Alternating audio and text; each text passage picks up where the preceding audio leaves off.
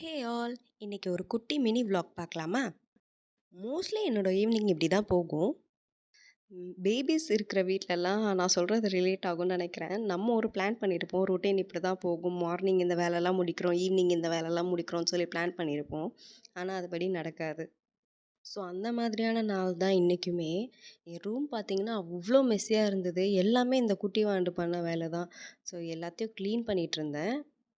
எவ்வளோதான் நம்ம கிளீன் பண்ணாலும், நெக்ஸ்ட் டே பார்த்தா இதே கண்டிஷன்ல தான் இருக்கும். திருப்பி இதே ரொட்டீனை நம்ம ஃபாலோ பண்ண வேண்டியதா இருக்கும்.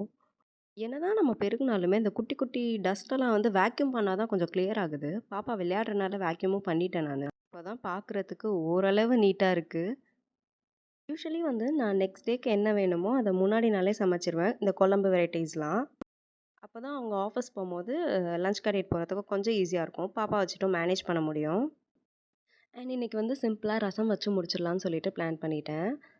ரசம் வைக்கிறதுக்கு மிளகு அண்ட் சீரகமா நான் ஃபஸ்ட்டு வந்து நல்ல ஃபைன் பவுடரா அரைச்சு எடுத்துக்கிறேன். ஸோ இந்த மாதிரி பவுடரா அரைச்சு எடுத்துக்கணும். அண்ட் தென் இதில் வந்துட்டு ஒரு 7 பல் பூண்டு, அப்புறமா கொஞ்சமாக மஞ்சத்தூள் ஆட் பண்ணிக்கணும். அண்ட் கொஞ்சம் கருவேப்பிலை, கொத்தமல்லி ஆட் பண்ணி இதை வந்துட்டு கொரப்பா அரைச்சிக்கணும். ரொம்ப ஃபைனாக அரைச்சிடக்கூடாது. ஸோ இந்த மாதிரி அரைச்சு நம்ம இதை வந்து தனியாக எடுத்து வச்சுக்கலாம்.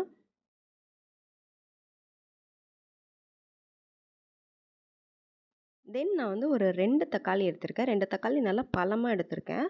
அதையுமே வந்து நம்ம மிக்ஸி ஜாரில் போட்டு அரைச்சு எடுத்துக்கலாம்.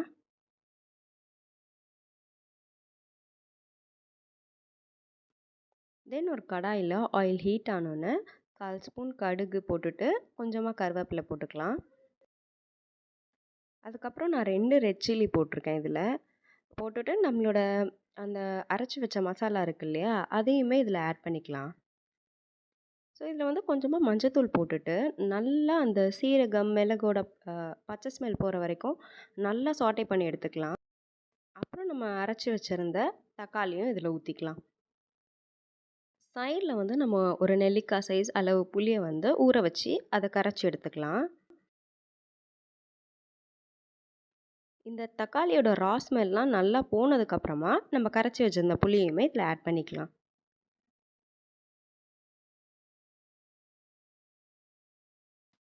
அப்புறம் கொஞ்சம் தண்ணி ஊற்றிட்டு சால்ட் போட்டுக்கலாம் தேவையான அளவு.